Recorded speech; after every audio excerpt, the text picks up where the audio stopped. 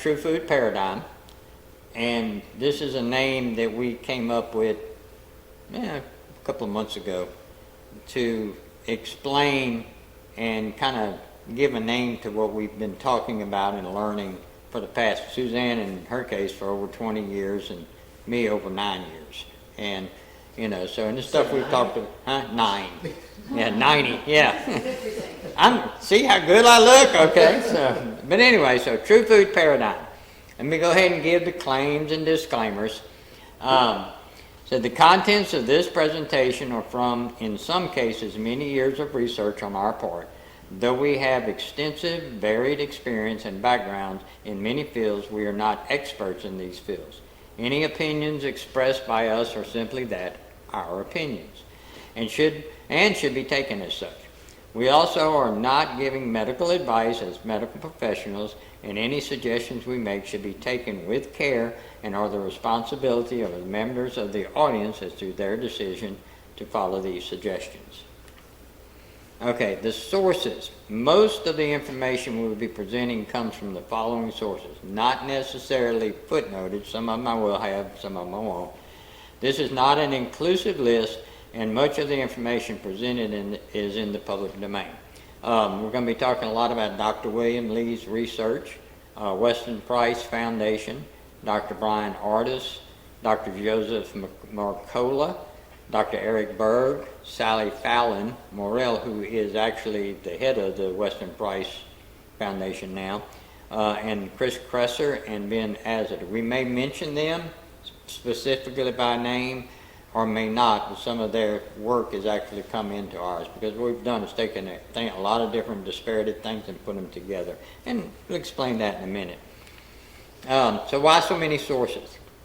The big problem in learning about something is that our source of information, the researchers we get stuff from, may suffer from something called epistemic capture.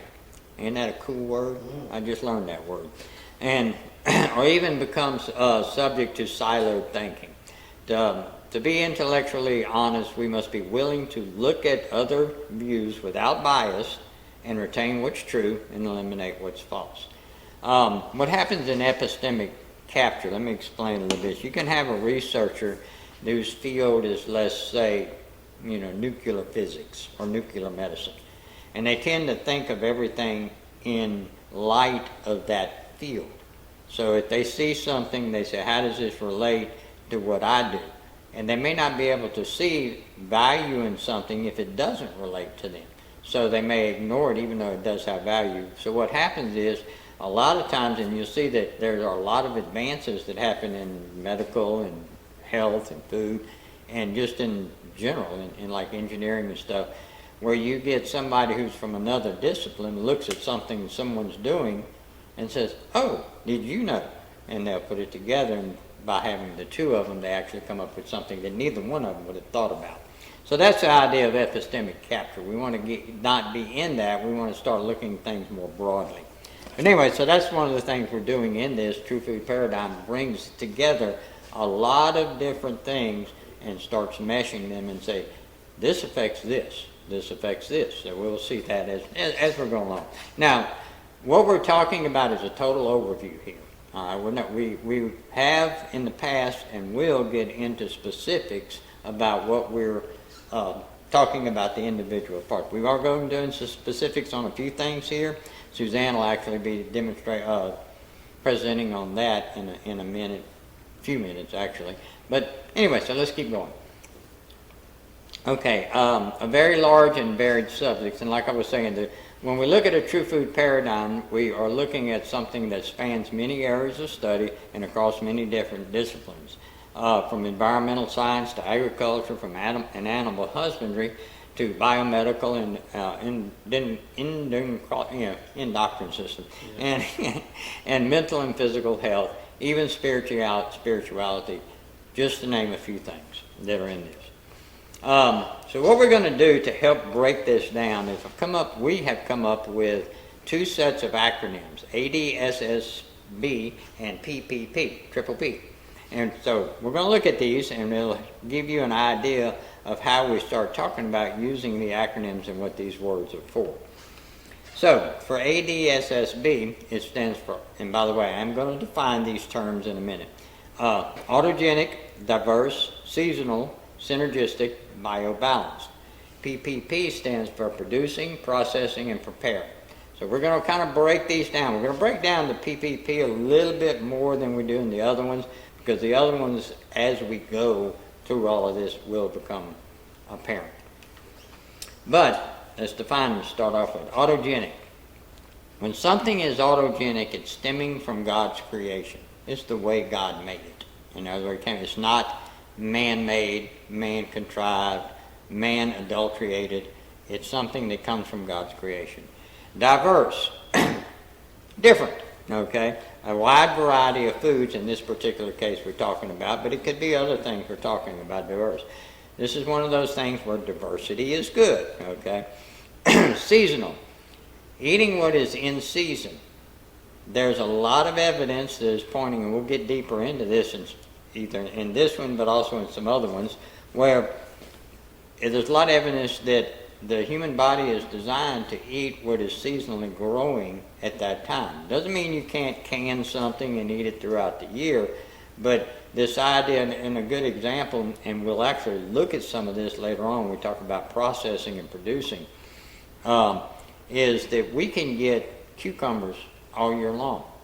They come from California because they can grow this, or they come from Mexico where they can grow these all year. Cucumbers don't grow in the wintertime up here, all right? So maybe we shouldn't be eating cucumbers in the wintertime. Nothing wrong with eating a few pickles, but if cucumbers become the primary, what are we missing out that was seasonal that we're now eating the cucumbers instead of, and I'm not trying to pick on cucumbers. Cucumbers are good, okay? So, and then we have synergistic. This is food, in the particular case when we're talking about nutrition, this is foods that work together. An example of this would be turmeric. Turmeric puts out a polyphenol that is really good for a lot of different things in your body, okay?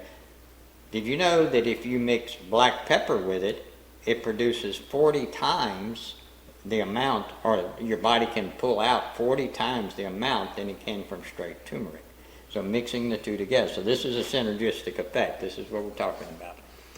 And then biobalanced. Not all foods are created equal.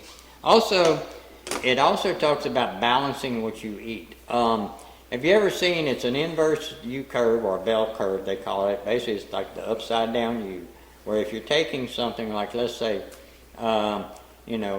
chocolate's good for you, okay? Real good for your heart, stuff like that. Cocoa is, but we'll call it chocolate. You start taking chocolate, all right? So you start taking it, and the more you take, it's going good. But finally, it reaches a point that the more you take will not add to your health at all. It'll literally start taking it away. And so once you get past that, so the idea is if you eat something and it's good for you, and of course there's the old saying is, I'm nailing this board into this board, and one nail's good, 50's got to be better, all right? Well, we know what'll happen. The board will split apart. So that's the idea of biobalanced. All right, PPP, producing. How is the food grown or harvested?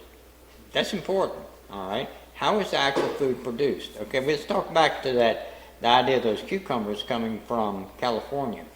In California, most of the mainly the Colorado River, where most of their water comes from, is contaminated with perchlorate, which is a byproduct of creating rocket fuel. And most of the foods that they grow have perchlorate in it. So if we're eating something that is produced from an area that has a contaminant, we get that contaminant into us. And the fact that we're eating things out of season, so we're eating, I'm doing good. I'm eating all these vegetables that I bought at Walmart or at the big box store. I don't want to pick on Walmart because they have some good things. But the big box store or something, they came from California or Mexico or whatever, but they're contaminated. It's okay to eat them a few times a year maybe, but if I'm eating them constantly, that can be an issue. All right, so processing. How is it refined for our use? What is added or removed? Now we're going to come back and look at each one of these in just a second individually and expand on this. Preparing. What is it? What are we making? excuse me, what are we making? How are we finishing in the final dish or the combination of dishes? Because some of that can come in those combination of dishes, goes back to the synergisticity of the food. All right? AD, SSB, and PPP are a bunch of letters that mean a lot. We're using these acronyms to help describe the true food paradigm. The first is ADSSB. This is the basic or the type of food that we should be eating. In other words, what defines true foods. Next is PPP, and that is the how, when, and where of the food that we are eating. How do we get it? Where do we come from? How are we preparing it? When are we eating it? So, PPP, let's go a little deeper into each of those because that kind of affects us individually. The other ones, yeah, that's saying, okay, this is what I'm looking for. PPP says, well, how do I do with what I've got? So, producing the food. How is the food grown or acquired? The production matters because it's the foundation of the food. Okay, we have a growing cycle. The farming method that we're using, is it from regenerative agriculture, traditional organic farming, or is it industrial ag? So we kind of got to look, or is it some combination thereof, Then gathering technique. Is it harvested by hand, mechanical harvested, or is it wild harvested? There's a big thing now by eating wild caught fish and things like that. That has pluses and minuses, okay? Because we actually find out that you could have some pollutants in wild caught that you don't have in farm raised, but on the other hand, you can have some things in farm raised that you don't want and don't get from wild caught. Husbandry methods. This is for instead of growing food, for growing our animals. Are they pasture raised, in other words, or are they CAFO? Is it a grass-fed beef? Let's look at beef. Is it grass-fed? Now, the label grass-fed can be misleading because the FDA has changed the definition of it, and to where if they just ate some grass, they're grass-fed. They don't have to be completely grass-fed. Now, there are some things you can look at, and we'll probably get into that at one thing. What do we look for when we go to buy? That tells you if it's got this little symbol of a particular society that is not only grass-fed but grass-finished. Or is it CAFO, concentrated animal feeding operation? This is where a lot of chickens, the chicken we buy from Tyson and stuff, unless it says pasture raised, even the idea of what they call free-range chicken, the definition of that is shaky at best. All right, so we got to be careful of all that. So this is our preparation. This is in producing food. So how is it produced? Another part of production is what was added and how, or taken away for that matter of fact. So what type of soil augmentation did they use? Did they use a chemical fertilizer or an organic fertilizer? Was the chemical fertilizer something that might have contaminants that may be heavy metals in it, What type of weed control did they use? Did they use glyphosate on it? Animal food source. Where did the animal food source come from? What kind of pest control did they use? They had an issue, in fact, actually a lot of rice that's grown here in Louisiana has arsenic in it. And the reason it does is because it's grown on old cotton fields, and they used arsenic as a pest control on the cotton fields. It's in the soil, so it gets picked up by the rice. Were the animal's food source, were the animals vaccinated? Did the producers use hormones, growth hormones? So these are kind of things we got to look at. This is all about the producing or the production of the food we eat. Processing food. Technically, the moment you handle for the very first time the food, it is processed at some basic level. If I pick an apple or I pick a tomato, that tomato has been processed. It's different than it was on the vine, all right? So, but for our definition, what we will be talking about with food processing is how is it altered, how is the state of it altered from when it was originally grown? So that's going to be our definition of processed food. Now, it's intact. It hasn't been altered. I can eat it right there. Pick a piece of fruit, eat it. Pick a tomato, eat it. Good to go. Then we have traditionally transformed. This is pretty much something like if we take, let's say, tomatoes and we stew them down to make tomato sauce. That would be a traditional way of doing that. Or we can them. It would be some canning method. or we maybe ferment stuff, and we'll kind of look at a couple other of those in a minute. The industrial fractionating. That is something that we've used to, some people are calling this ultra-processed foods. It's where there is actually a fractionation happening of the food that, from its original state to its final state. So biologically intact, a good example of that: vegetables, fruits, eggs, fresh meat, legumes, nuts, plain dairy, whole grains, has the natural cellular structure, mostly preserved nutrients, embedded in original matrices, slower digestion and absorption, and higher satiety. Did I say that right? Yeah, I did, satiety. Okay. And, so this is basically food straight out of the garden, food straight out of the pen, all right? Then we have traditionally transformed. We talk about this. This is cheese, all right? Cheese is a fermentation process.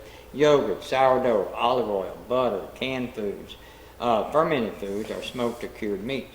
Its original food is partially altered, some fractionation or recombination, limited ingredient count, culturally or traditionally derived. Now, just because it's the old way it was done doesn't mean it's necessarily good for you, okay?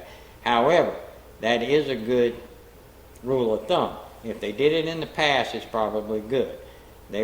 One of the ways they used to cure bacon was not really the most healthiest way to do that, okay? But later on, they developed a little bit better ways of curing it, okay? In fact, actually, one of the traditional ways of curing it, instead of using nitrites derived from the ground, like mined or whatever, they use celery seeds, because they have natural nitrites in it.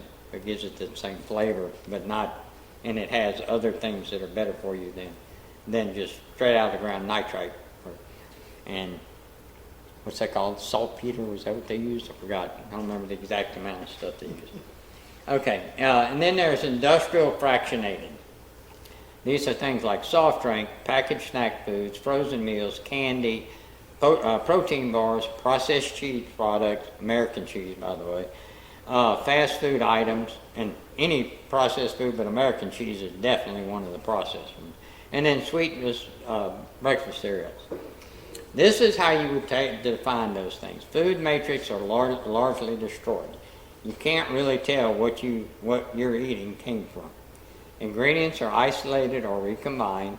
Heavy use of additives, emulsifiers, and flavor system. This is the one that got me the most. Engineered for reward response and overconsumption.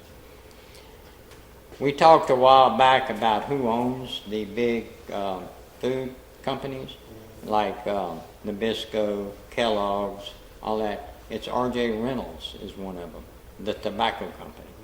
And one thing, huh? And Philip Morris. One of the things that the tobacco companies are very good at is getting their product to be addictive. So we can see now that in our food, there's an actual epidemic happening there. Okay, so preparing the meal, selection of ingredients. This is where our other acronym comes into play. We want to try to aim for autogenic, diversity, seasonally biased, synergistic selections, and biobalance. So when we're preparing our meals, this is what we're looking for. This is the kind of things we're going to be looking to say, okay, these things that are coming in, do they fit into this category? Or am I getting something like monosodium glutamate in there that I'm adding to it? I got to be careful with that, you know. It's disguised in something called the meat tenderizer. That's all that is, you know. Not really good for you. Okay, and the types of preparation. This is also part of it. This can actually play into how the nutrients are being absorbed or what nutrients are even available to us. So how are we going to actually prepare the individual dishes we're eating? Are we going to eat them raw? There are a lot of things we do eat raw.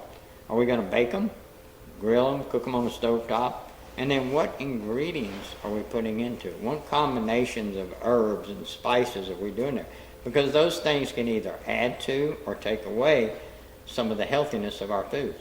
The fact that if it's raw, like, you know, we went to the orange homestead sharing thing they had over the homestead thing, and they had the guy Merriweather that was talking. I don't know if y'all were there when he was talking about making.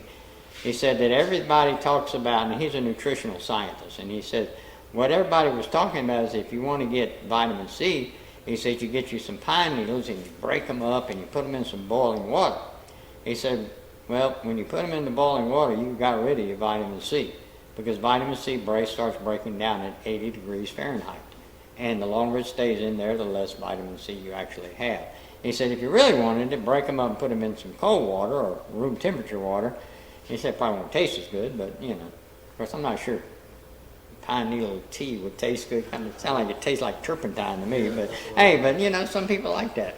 Well, like tomatoes, you eat a tomato raw, you get a certain profile of polyphenols. You cook your tomatoes, you might have lost that, you might have lost some of your vitamin C, but you got lycopene for your eyes. Yeah, and see, that's another thing. Just because we say, we should always eat raw. No, we shouldn't, because the raw may have some things, but then there's something. A good example is potatoes. You take potatoes, you cook them, and you eat them, you get a certain fiber from them. If you let them cool overnight, that fiber and starch literally change and becomes another different type of fiber and starch that feeds a whole different bacteria in your gut biome. So that was a simple process of cooking them, letting them cool, and even if you heat it back up, it keeps the cooled off fiber and starch. So there's different ways. Just to say, we should eat raw, no, that's not true. Okay, you should also eat cooked. It has things for you too. All right, time and method of consumption. Timing. Most of us have heard about intermittent fasting, correctly? In fact, there's a lot of us do it. We do. Okay. Now we're not as strict as one is. I have to have 16 hours of no food and then trying to get everything in 8 hours, or have 20 hours of fasting in 4 hours. In my opinion, that's wrong. Okay, I think that most people don't realize that when they sleep at night, they're fasting, and that's when your body can. So I would say a good 12 hours is probably a good thing to shoot for. Have a 12-hour window where you don't eat anything, and then that gives your body time to do what it needs to do with the fuels that you're putting in there. You're not shoving anything in. Remember we did the thing on protein? Said if you eat more than 30-something grams without taking something like creatine, your body is only going to use about 30 grams of protein at that particular time. For 2 hours, it'll work on it because it runs out of ATP to process it. Okay? Whereas, so if you're trying to shove 100 grams in there in a small 3-hour window, 4-hour window, well, it's only going to use 30. So you've wasted all the other. Whereas if you spread it out over, let's say, an 8-hour or 12-hour period, you'll get the full benefits of it. So the idea of intermittent fasting is good, but I think it has to be done right. In my opinion, there are other doctors and other professionals like Cola and all them that say different things. All right. Method. How and where you eat your meals matter. Okay, let me ask you something. How many of you have a sit-down meal with family or friends at least once a week? Do you eat on the go and grab your food to go? Is that how you do it, or is it you just, so busy that you got to grab your food? Do you sit in front of the TV or the computer or your phone while you're eating? And I'm going to give you a little story in a minute, but this is called commensality.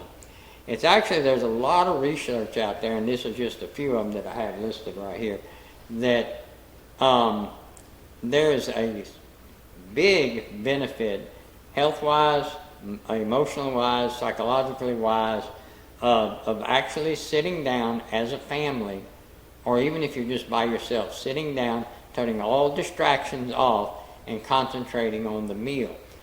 There was a movie called Kate and Leopold, and it was had Hugh Jackman and some lady, Meg Ryan in it. Okay, and in this, Hugh Jackman was somehow or another had gotten from the past, back from the 1800s into the modern day. And so the Kate, he was Leopold, and Kate, through a bunch of shenanigans, ends up being there together. So she's going to feed him supper.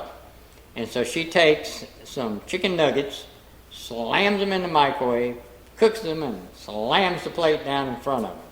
And him, being a proper gentleman, takes the knife and fork and cuts them and eats them. And you can tell that he's not impressed with this thing, but he's being a gentleman. And so he eats 3/4 of them or so, and then pushes the plate and said, "I'm ready for the next course." And she goes, "What course? What are you talking about?" I said, "That's it, you know." And he stops and goes, to me it's one of the best ways. It says a meal should be an event. It should be a time of reflection. Thought should be put into its preparation, and then the participants should treat it with the respect of the thought and effort that was put into it.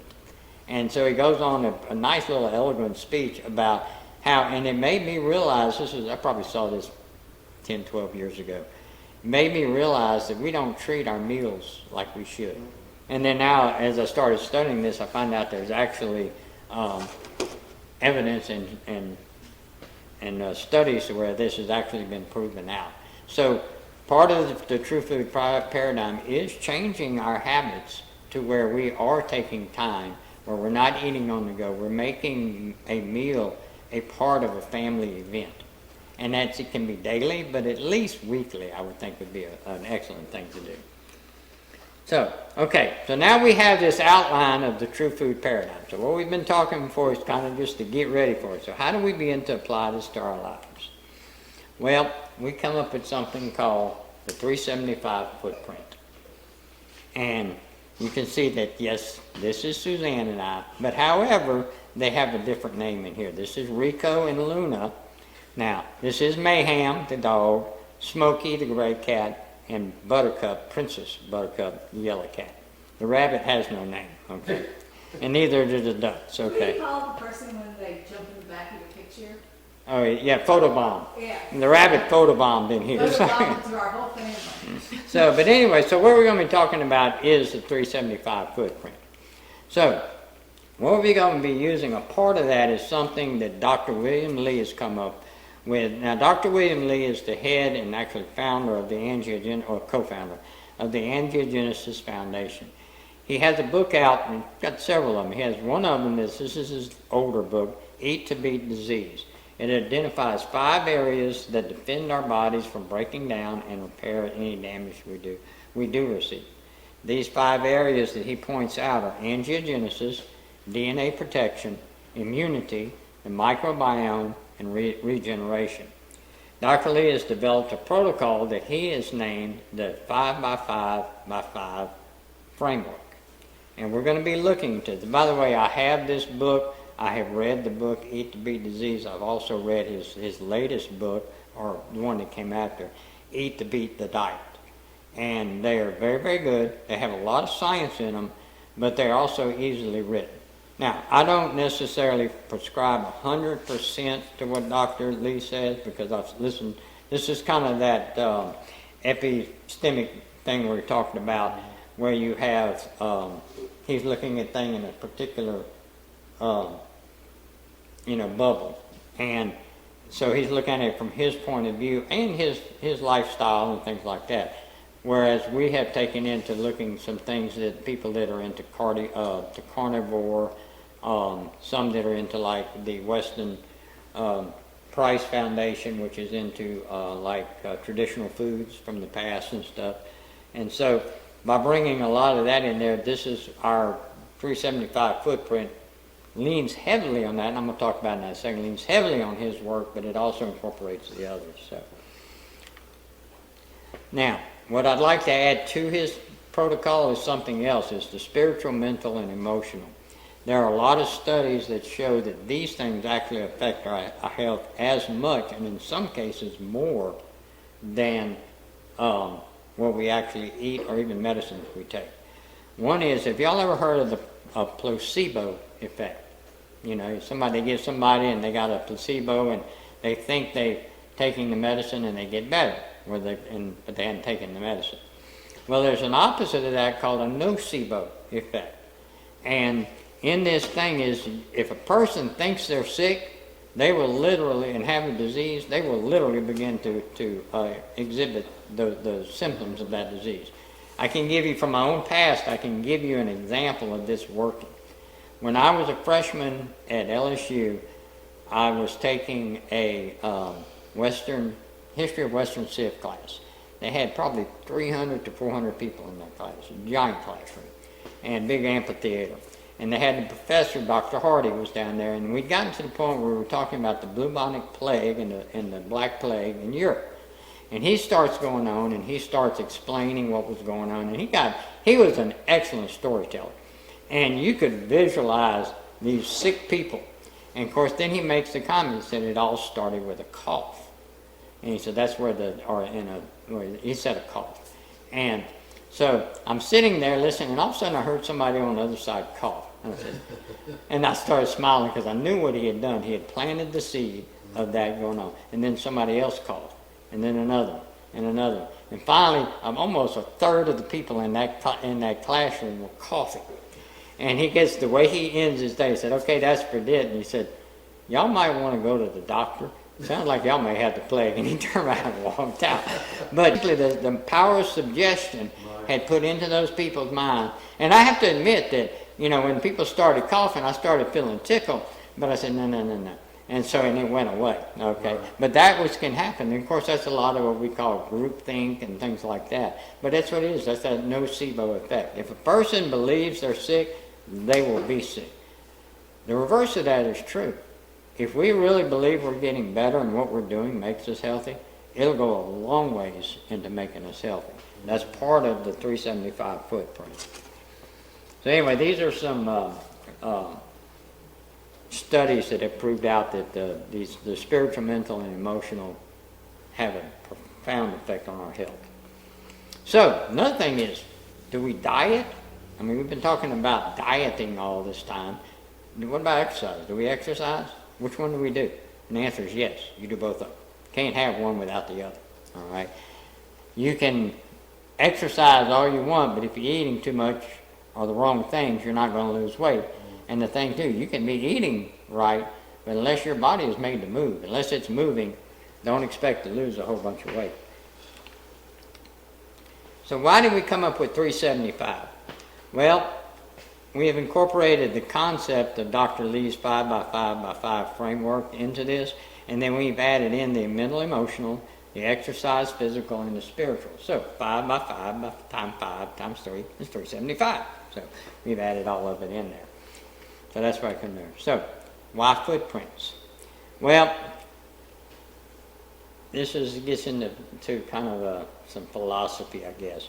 But footprints show our path, show where we've been, where we have been, and the direction we're heading. So that's it. We have a footprint. That footprint. So we need to look at that. We always look at where we've been, what we've been doing, where we're at, how is our body reacting to what we've been doing, and then where do we go forward? Well, the footprints will help us know because we know where our direction is. Do we need to change our direction? So let's take a little closer look at Dr. Lee's 5x5x5 framework. In his framework, what he wants you to do is pick 5 foods to eat every day. All right? 5 specific foods to eat every day. Now, not the same 5 foods every day, okay? They're from a big list of foods. Now, these 5 foods have to support the 5 natural defense systems: angiogenesis, DNA, the immunity, the microbiome, and regeneration. Different foods support, now some will do across things, so, and we're going to look at that in a second. But what you do is you pick 5 and you eat them in 5 meals during the day.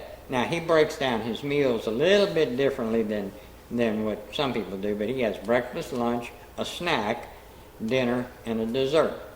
I always put dinner and dessert together, and I usually don't eat a snack, but I have tried to start incorporating these things in there. So what we do is, so this is what we do. So let me give you an example of a meal that I actually made the other day, most of it, and then we'll look at how it was. For breakfast, I had 2 eggs, and I put rosemary and basil on them, fried the eggs up, and I had a bowl of fruit, which had blueberries, kiwis, and apples, had some nuts crushed up on it. Because I have issues with teeth, I had to grind the nuts up, but it was a nut powder. And I had walnuts and pistachios. In fact, you're going to find out that walnuts are like a superfood, okay? So are pistachios. And then for lunch, I had chicken shawarma and hummus, however you say it. Yeah, hummus. And then for snack, a protein bar, I had a cookie that was made with whole grains and nuts. For dinner, I had baked sea bass, lentil pilaf, which I have a really good recipe for that, mustard greens. We had some red wine. Didn't drink the tea this time, but we had red wine for it. And then for dessert, we had a properly formulated chocolate mousse. In fact, actually, we made some for y'all, and we're going to let you try it out. So, but anyway, going on while Suzanne's getting that out for you. These are the areas that were supported by which foods in that meal. The angiogenesis, the blueberries, the apples, the kiwi, the cocoa, the tea, the red wine, the rosemary, the basil. That was all things that produced. So we got more than one for sure in there, all right? Then we got regeneration, tea, blueberries, and you see some crossover there. Mustard greens, lentils, nuts, the microbiome, the lentils, the hummus, the apples, the whole grain, the nuts, the mustard greens, the yogurt in the mousse helped with that. DNA, cocoa, and the mousse again. Excuse me, blueberries, basil, rosemary, kiwi, mustard greens, immune system. Mustard greens, herbs and spices, lentils, teas, and fruit. So we hit our 5 by 5 in that, what we ate that day, all right, many times over. So this is it. These are things to do. Now, Dr. Lee in his books goes into what the materials are that are in these things, like in cocoa, and you know what's in walnuts and how they affect it. Walnuts are a really big one for helping your heart out. So, but these things, and he'll do that. So, and there's a lot of information on that. I had a handout and forgot to bring it that has the list of this, but I'll get them to y'all. So. I have a question. Okay. The mustard greens, how are you eating them? You cooking them? Or Yeah, these were cooked down. Okay, and just like back in the day when I was in school, I remember coming home one time, and actually this got repeated when my kids came home. My mother asked, "What did y'all have for lunch?" And I said, "Grass." And she goes, "Grass?" I said, "Yeah." She said, "They had grass on the plate." And she looked at me, she goes, "Are you sure that was grass?" I said, "Well, they cut the grass and we had this green goopy stuff on the plate. It was spinach, all right? Well, you know, it seemed to me that they always had spinach on the same day that they mowed the grass. So that was something we figured out. Years later, when my oldest son, Jason, had gone to school for the first time, and we ended up homeschooling, not for this reason, but you know, but he comes and said, "Wow, what did you have?" He said, "Well, we ate lunch." "Oh, really?" That's what he remembered. I said, "What did you have for lunch?" He said, "We had, I think, chicken nuggets and something that looked like grass." So I remember that. I said, "Yeah." I said, and of course, I asked him. I said, "Did they mow the grass today?" I think so. So anyway, so now Suzanne's going to take over, and we're going to be talking about. She's going to talk about acromantia. All right, there we go. There you go. And then I'll jump back in and finish it out. Okay, so we're going to talk about the microbiome. And it's one of those factors, like, we are so complex. And I know, like, you can't talk about everything. You can't get myoscopic, but sometimes you do.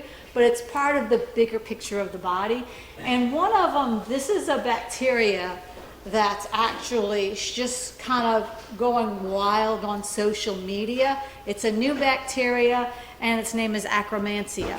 So what if a teeny bacteria living inside your body can control your energy level, your digestion, your cravings, your overall health? And so today we're going to learn about an important beneficial bacteria that they've studied. It's only been around since 2004. And what they found out, and a lot of this, when I was first introduced, it was from Dr. McCullough. He was one of the pioneers in basically functional medicine. He left the regular medical field and started looking at, started studying health. And he was the first one that I read who mentioned it. I'm like, wow, this sounds really good. And since then it's exploded. We're also Dr. William Lee, which Eddie's been talking about a lot in this presentation. He also loves Akkermansia. And we're also going to pull this information from the CEO of a company called Pendulum. And they've been able to, so far, the only company that's been able to reliably make Akkermansia and have it in a form that if you don't have it, you can reintroduce it to your system. And her name is Colleen Cutcliffe. And so we're going to look at these several, where I'm going to get my 3 sources of information on for Akkermansia. It's a fairly newly discovered bacteria, lives in the gut, very beneficial, and so that's what we're going to look at today. So before we go into Akkermansia and its health to your gut and the bacteria that live in your gut, we need to talk a little bit about what is the microbiome of your gut. This is, when we talk about your gut or your microbiome, we're talking about the large intestine. Your small intestine does have bacteria, but mostly, people say there's no bacteria, but basically there's no bacteria. What we're talking about is all the bacteria that live inside the colon. And this is what's so important. These bacteria, not only they break down your food, like I know you chew your food and your acid and your stomach breaks it up and then it gets absorbed, but it finishes that process. Nothing goes into your body because you don't want a foreign substance going into your body. If you have mercury, like you eat mercury in fish, you're very likely, if you have good bacteria, you're very likely not going to absorb that bacteria because God's already provided for that, and you actually have bacteria. They live in small numbers, but they're there, so when you do get maybe some tuna fish with mercury in it, those bacteria will actually break it down, bind it, and it'll go out when you go down out the toilet. And so, but there's a lot of things bacteria do, as well as something like heavy metal. But they also, like a lot of our B vitamins are, not all of them, but a lot of them are actually produced by the bacteria in our gut. When we eat a diversity of food, if that's the food they need, then you get a lot of your B vitamins. And so we're dependent on that microbiome. Matter of fact, there are a number of diseases that like people have taken, like stools, like someone has type 1 diabetes, and this has been done and repeated. They can evacuate the colon and they'll re-inoculate it with someone else who doesn't have type 1 diabetes or has a very healthy stool microbiome, and they'll re-inoculate that person, and that person will actually get rid of the type 1 diabetes. So why don't they do this? Right. And the reason they don't do it is this is a new field, and what if you accidentally introduce a pathogenic bacteria accidentally? Like there was a story, like they did for one person to get rid of their autoimmune disease, but the person became obese because there was, there's so many different varieties of bacteria in their gut. But we know the bacteria in the gut, it's not like we think. They actually know that. That's a big part of bowel inflammation disease, colorectal cancers, metabolic disease, type 1 and type 2. Allergies, asthma, all these things can flare up or also take away their allergies. And this is basically strong in the science, Parkinson's, Alzheimer's. It's part of that big picture. And so, but we're going to look specifically at Akkermansia because it's a keystone bacteria. Just like when you have the arch, you have a little keystone on top that kind of looks like this. It's not a square stone. And that holds all the other parts of the arch in place, those bricks. And so it does a lot of things, but it's only 1 to 3% of our bacteria in their guts. Doesn't sound like much, but there's so many varieties in the gut. 1 to 3% is actually a lot. And so when we look at Akkermansia, when you look at the colon, guess how you think, oh, my colon, it's such a big organ, it's got to be really tough and strong. It's got to be multiple layers like our skin, right? We would think that common sense, but when you look at it, how many layers is it? 1. Very, very fragile. So in order to protect that fragile system, you want all your food broken down before anything foreign gets in. Your body inside and the bacteria and your body all work together, and it makes this mucus layer to protect each of that one layer of cells. And Akkermansia is one of those key layers. It works with other bacteria. It's, you know, it's always a synergistic relationship, but it protects the gut from something coming in. And not only that, that's the protection it offers. When you look at studies, now this is from Pendulum, I'm going to show you a few studies that this is what they're discovering, that Akkermansia can contribute to support of healthy aging. So what they discovered is in centennials, people who live to be over 100, they have Akkermansia. There's a relationship. They have the more Akkermansia they have it, the longer they live. And so they're finding there's that relationship. Now Akkermansia, again, it doesn't work by itself. If you eat a junk food diet, I mean, do you think Akkermansia is going to thrive, or it's going to decrease the numbers? Yeah. And so, and also good bacteria. What other bacteria do you have? And so with this whole, like Eddie's talking about, eat diverse things. Don't eat processed foods. You have glyphosate. Glyphosate, it doesn't kill us, but it is an antibiotic. And they know when they made it, as a matter of fact, it's patented a long time ago when it came out as an antibiotic. They know it kills your gut bacteria.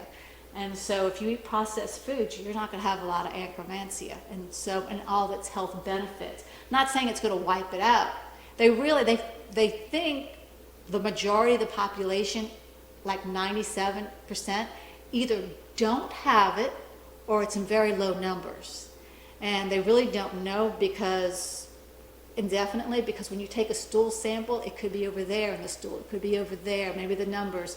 And so they kind of just give this roundabout number about it.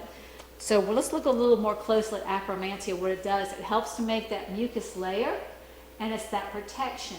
So nothing gets through. Like if you eat tuna fish with mercury, that mercury should not enter your body. Undigested proteins like A1 casein, which is in modern day milk, if that gets through, because it's not fully digested, when that casein protein gets through, it can cause havoc in someone's pancreas, because it looks almost exactly like the isolate cell that makes insulin. And so that person has the potential of becoming a type 1 diabetic. And so a lot of things, it's not just that have to be wrong, but we want that gut barrier solid, no IBS or anything like that. We want it, that one layer protected and that mucus on top. And so what you eat can have an effect in keeping those bacteria healthy and happy. And right here we see that barrier, there's a relationship with the old age. The more you have, the longer life you're going to live. It's associated with a healthy microbiome and living to be at ripe old age. It's also a GLP-1. It's a natural GLP-1, and so it also helps people with losing weight and regulating their blood sugar. And because it also has this effect, there's a connection between the gut and the brain.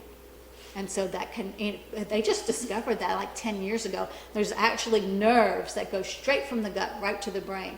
They used to think, oh, you got to eat 20 minutes before you register, before it gets in your blood system. No, there's a direct connection, and it actually works as a GLP-1 as well. So people who are on it have a lot of it. They tend to be, there's less chances of obesity. And so we can see right here, there's a high relative abundance of Akkermansia is associated with low risk of obesity, independent of age, smoking, alcohol, drinking, diet, and country. So overall, if you got this, even though some of these things like smoking and alcohol, it's still having the benefit. You just got to keep it. And here's another study. Obese subjects with higher Akkermansia abundance exhibited the highest metabolic status, particularly in fasting, blood glucose, triglyceride levels, and body fat distribution. So it's a GLP-1, it's protecting your mucus layer, and it's just having this overall effect of keeping people at the right weight that they need to be. right blood sugar. If your blood sugar level is low, your insulin's going to be lower, your risk of heart attacks, building up plaques in your arteries. It's a whole big picture. That's why I think this is going so viral out in social media. It improves your A1C, your glucose control, and it's just another study showing the same thing. So why are the majority of the people in the United States low in akkermansia levels or have non-existent? And that's what they kind of phrase it that way. And one, antibiotics, this is the big one. Amoxicillin has been shown to wipe out akkermansia. Do y'all remember, like for those who have kids, everybody, the first antibiotic they give your child is always the weakest. Do y'all remember the name of it? Amoxicillin. And amoxicillin could wipe it out. So no wonder either we don't have it in our population in America or it's very low. And so it's just like, and we have it, not saying this is causing obesity because it's a big issue. We don't want to get myopic, but the processed foods, we're going to find out what is akkermansia like to eat.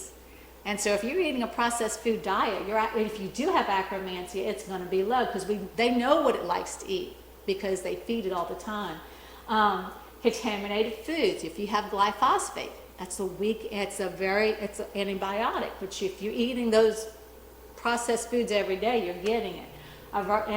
Lack of a variety of true foods we're learning about. Did God make this food? Did we process it so much that your body can't use it? Stress, lack of sleep, all these, even though they seem less of a factor, our body is a big picture. So when we look at akkermansia, so these are things, low fiber diets, ultra processed foods, they don't have the phenols that akkermansia likes, the excessive seed oils, repeated antibiotic exposure, poor sleep. So all these things have an effect on akkermansia. When we look at our gut, it's an ecosystem. It's not just one thing, so like I hear, oh, I want akkermansia, cranberries, they love cranberries. Doesn't mean we should eat cranberries only for the rest of our life. It's like the carnivore diet. So people go on the carnivore diet and they eat, it becomes their main thing, and then a few of them actually get unhealthy, which is what I'm going to talk. You can eat too much meat, or you can eat too much meat, like you mentioned at one meal. If you go over what your body can absorb, that leftover protein is going to work with any sugars you ate, or that extra protein will be turned into sugar, and you will have high insulin for a longer period of time than you should. You're not giving your body a break, and you're going to have it could lead to type 2 diabetes. So it's this whole ecosystem. You want a diverse amount of foods. You want them God-made foods, autogenic, that we talked about earlier, and also watching stress. And so all these things, including eating too much meat, can affect akkermansia. And this is one of the things that Dr. McCullough talks about, that a diet too high in meat or meat only, like the carnivore diet, they found that these people actually have low to non-existent akkermansia. And it's a big deal. They're missing the other benefits and nutrients that they're not getting. And if you ever watch people who are carnivore diet for a long period of time, sometimes they get skinny fat. And that's a whole nother subject that I would like to talk about one day. So what do we need? Akkermansia loves phenols. What are phenols? Our pomegranates, our berries, cranberries, grapes, green tea. They love the fibers, real fibers, potatoes, anything basically. I look at it, I'm like, anything autogenic, right? Anything God made, it almost loves it. It likes that diversity. Now, phenols, the berries are very high in phenols, olive oil is high in phenols, and so those are what they use in the lab, at least, to really feed akkermansia. I guess I'll do this one. What did I do, Eddie? Safety mechanism. Thank you. So basically, fiber-rich foods, and just another picture of the berries. So we want to eat a diverse amount of foods to feed the different bacterias. Now, if you don't have akkermansia, this is what they found. You have a higher rate of obesity, inflammation, diabetes, anxiety, metabolic dysfunction, gut barrier dysfunction, osteoporosis, bowel disease, and neurological disorders. And so this is some of the relationships that they're starting to see. So we saw the benefits, but there seems to be an association that these things pop up when they're low in akkermansia compared to the rest of the groups. So fun fact, your gut bacteria can change based on what you eat. Fiber feeds beneficial bacteria, so in other words, nothing too processed. Processed foods reduce microbiome diversity, and the microbiome is constantly changing. So yeah, and what was interesting, we listened to a study the other day, and it was this food scientist, and they've been able to reproduce the human digestive system. And in one of these cases, they made a digestive system of a 5-year-old boy who had never had an antibiotic, no vaccines, perfect health, as perfect as they could measure all the markers. And they recreated it in this fake modeled microbiome system. Fed it for a while, and they could hold it constant. And so they wanted to find out what happens with glyphosate. So they gave they exposed that microbiome system. They fed it cereal with glyphosate in it, and it just destroyed the microbiome.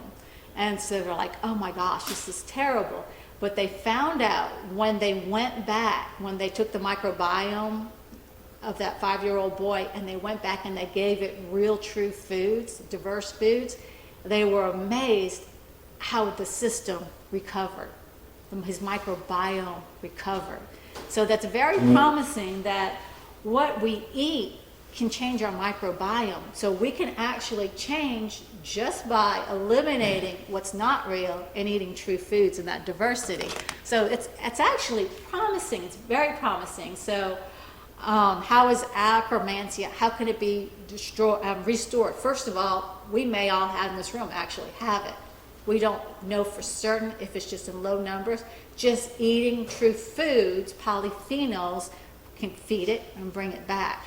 If we don't have it, that's why I have the research from Pendulum up here, is that it actually, it can be restored because the company Pendulum has been, now of course if you take akkermansia, like if you don't have it and you take the pill, what they did was they put it in an enteric capsule, which means it doesn't break down in the acid of your stomach, and then it's time released, so that capsule goes all the way down and releases once it gets into your colon. So that way you can get the akkermansia.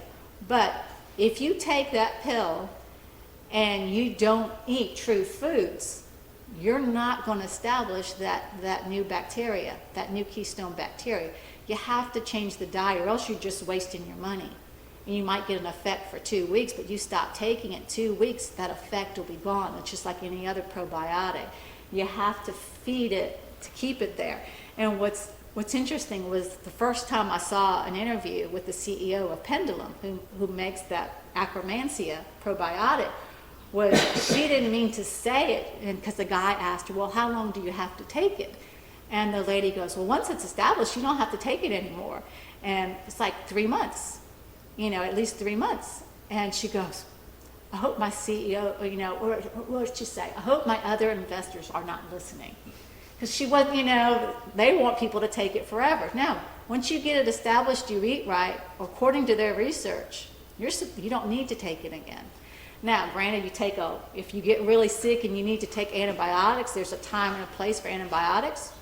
You may need to, but this should be a one-time thing if you do need it. And so this is their product, akkermansia, and you can just buy the akkermansia.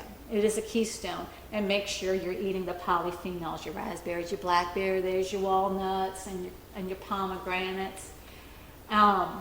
But we do know, and they say you replenish it in 3 to 6 months. but usually it's at least 3 months, and you can repopulate your microbiome in your gut. But they do have boosters. Now, one of them, because Akkermansia, where's Akkermansia somewhere? Akkermansia works with other bacteria to actually break down the fibers to make butyrate. I don't know if y'all have heard about butyrate. Butyrate's real popular right now.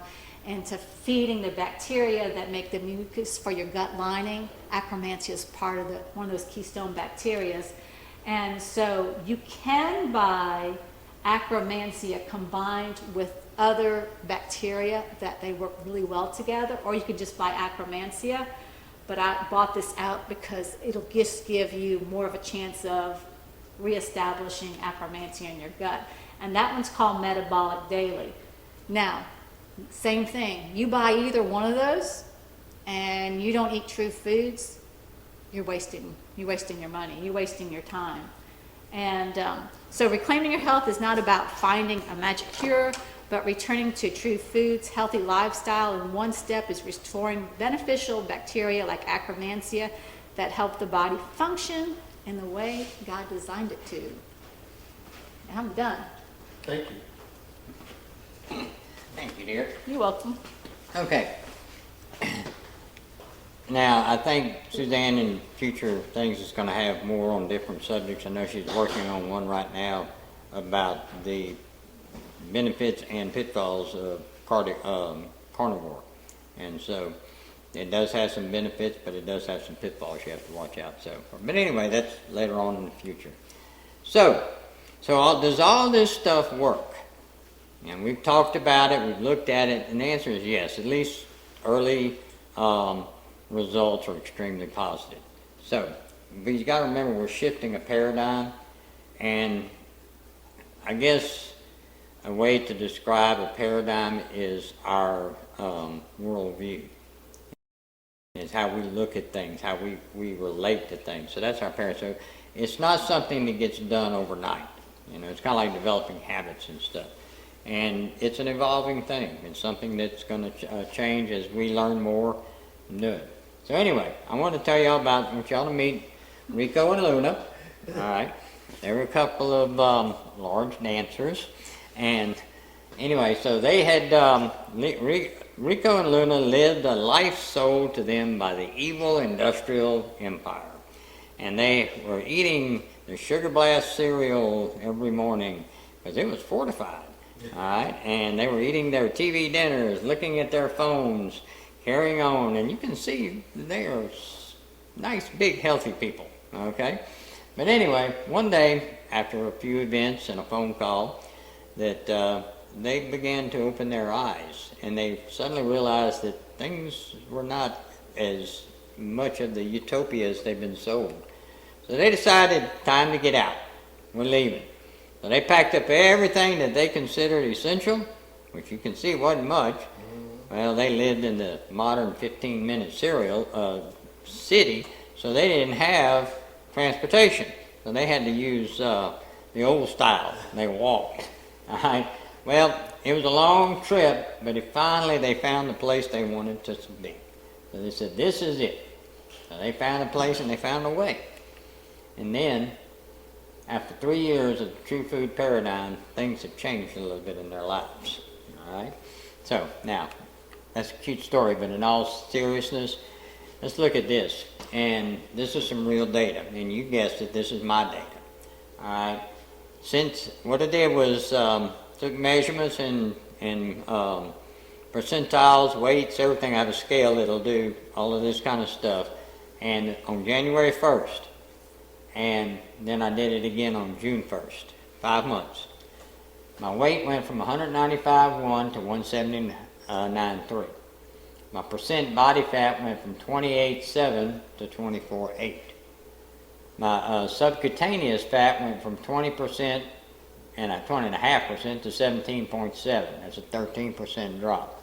My visceral fat, which is the bad one, went from 20 to 16.5. Now, there's fluctuations that happen all the time in this, but this is the per drop. I did have a slight muscle mass drop, but that's only a 2% drop, and that could have been in relation to weight and everything else. And then my relative age, which is something that's calculated by the amount of muscle mass you have to fat to a few other things, it went from 60, which I'm actually 67, so I was actually in better shape than my chronological age to start with, to 49 now. So I have a body age of a 49-year-old. Yeah, just don't tell me to act like a 49-year-old when I'm working, It's okay? not gonna happen. But anyway, so this is actual real data. This is a real results. Now, like I said, this was a evolving thing. So what was done at the first is not necessarily was done now, but it has slowly changed to this direction, and we can see that there is definite results on it, at least on one person. Okay.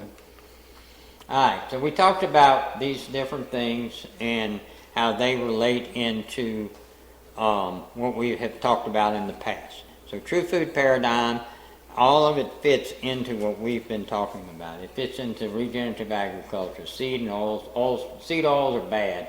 Eating whole foods, learning the old ways, which is our, keystone scripture, is that seek ye the old ways and prosper. Learning to being in an apothecary, doing apothecary science, or organic gardening, saving our seed, living dirt, not living in dirt, but living dirt, okay? How to preserve food, preparing for bad times, even prepping comes into this, okay? Building a community, when we talked about building a community of like-minded friends, it's something we do through homestead sharing. And then trusting in God. They all fall into this. So this is our presentation of this at the beginning of the True Food Paradigm and the 375 footprint. We will continue to do this thing. All of our stuff, just as we've done in the past, will relate into this. We may actually point back to it, but we will continue to do what we're doing and try to develop a true food paradigm. So, y'all come back now here. Very good.